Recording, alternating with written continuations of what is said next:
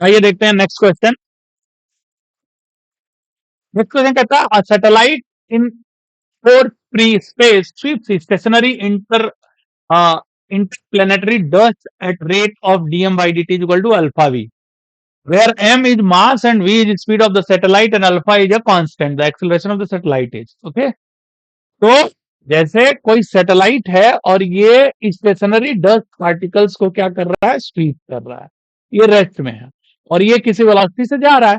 तो जैसा कि आपको बताया है मैंने, इसको क्या मान लेंगे हम, रेस्ट में मान लेंगे। अब ये डस्ट पार्टिकल जिस स्पीड से ये जा रहा होगा उसी स्पीड से इसके रेस्पेक्ट में डस्ट पार्टिकल्स आते हुए इसको नजर आएंगे, यानी ये हो जाएगा v relative. And v relative कितना दे रहा है, वी रिलेटिव वी दे रहा है, इसकी स्पीड वी दिया हुआ है, वी रिलेटिव वी हो जाएगा।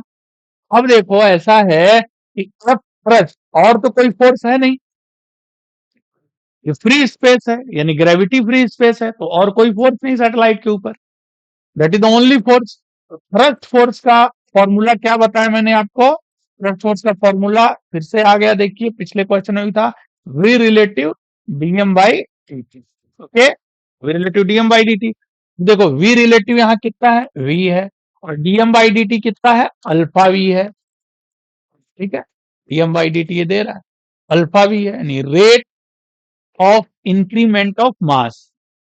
So this mass is being incorporated into this system of satellite. So mass being incorporated, वो क्या लगाएगा, thrust force लगाएगा। आपको बताया है mass being incorporated या mass going out of the system continuously, वो क्या लगाता है, thrust force लगाता है। तो इसमें thrust force का आपके पास वैल्यू कितना आ गया, alpha v square, okay. And that is the only force on the satellite and mass of the satellite is what, m। तो भाई एक्सिलरेशन के लिए क्या करोगे बताओ, फोर्स अपॉन मास।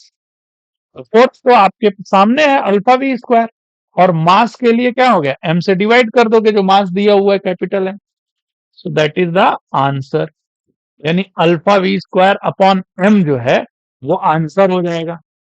ये अपोजिट डायरेक्शन में है तो minus alpha v square upon m हो गया, राइट, इसकी वेलोसिटी के अपोजिट डायरेक्शन में, ओके। सो नेक्स्ट क्वेश्चन पे अब चलते हैं, ओके।